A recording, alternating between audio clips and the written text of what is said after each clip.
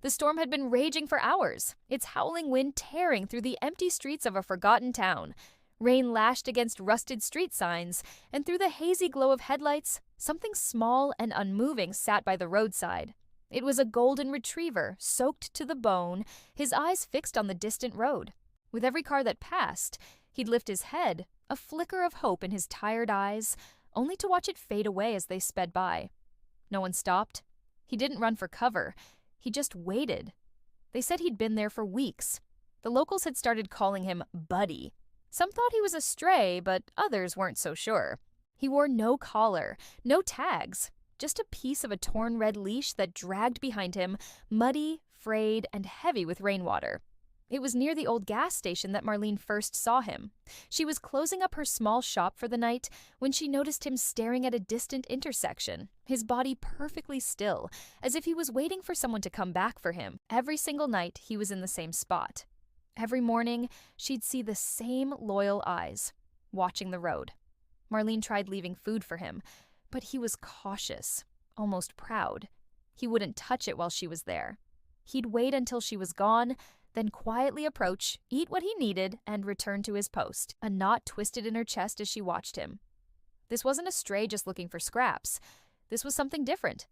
This was loyalty, waiting for a ghost. Days turned into weeks, and the story of the lone dog spread through the small town.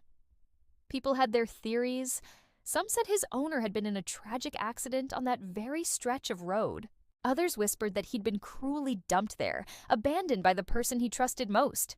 No one knew the real story, but the truth, when it finally came to light, was far more heart-wrenching than anyone could have imagined. It was on the 12th night that Marlene decided she had to know more.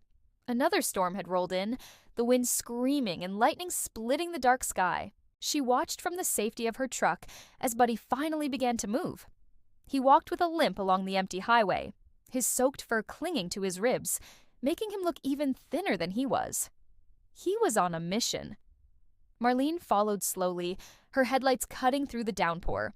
Then, she saw where he was going. Just ahead, half hidden by overgrown weeds in a ditch, was a broken-down car. It had been there for a long, long time, its metal body rusted and its windows shattered. Buddy walked right up to it, pressed his head against the driver's side door, and let out a whimper. It was a sound so low, so full of sorrow, that it cut through the noise of the storm like a cry from the depths of his soul.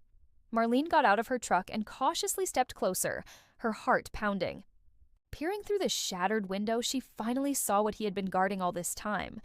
Tucked inside a cracked dashboard frame was a photograph. It was a picture of a smiling man and a happy dog. It was Buddy, both of them bathed in sunlight, captured in a moment of pure joy. That's when it hit her. He wasn't waiting to be found. He was waiting to go home. He was standing guard over the last piece of his old life, the last memory of the person he loved. The next morning, Marlene drove back to the spot. She approached him slowly, her voice soft. She didn't try to grab him or force him. She just spoke to him, and then she started walking toward her farm. To her surprise, he didn't fight. He didn't bark. He simply fell into step beside her, quiet and exhausted, like a soldier who had finally been relieved of his duty. It took months for the light to return to his eyes. He would sit by her window every evening, his gaze fixed on the horizon where the road disappeared into the distance. It was a silent, daily vigil. But then, one day he stopped. Instead of watching the road, he followed Marlene out into the fields. His tail, which had hung low for so long, gave a gentle wag. His eyes were brighter than she'd ever seen them. And for the very first time since she'd met him, he lay down at her feet, not as a stray waiting for a handout, but as a member of the family. People often say that animals don't understand love the same way we do. But watching Buddy, Marlene knew that wasn't true. Maybe, just maybe, they understand it better. He didn't wait for food or comfort or a warm place to sleep. He waited for the only thing that mattered to him, loyalty.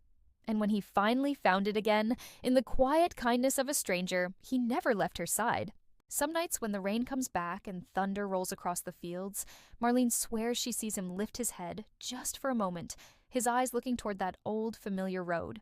But then he settles back down, lets out a soft sigh, and rests his head on her feet. Peaceful, content, home at last. Thank you so much for watching Buddy's story. If it touched your heart, please consider liking this video and subscribing to our channel for more stories that remind us of the incredible power of love and loyalty. We'll see you in the next one.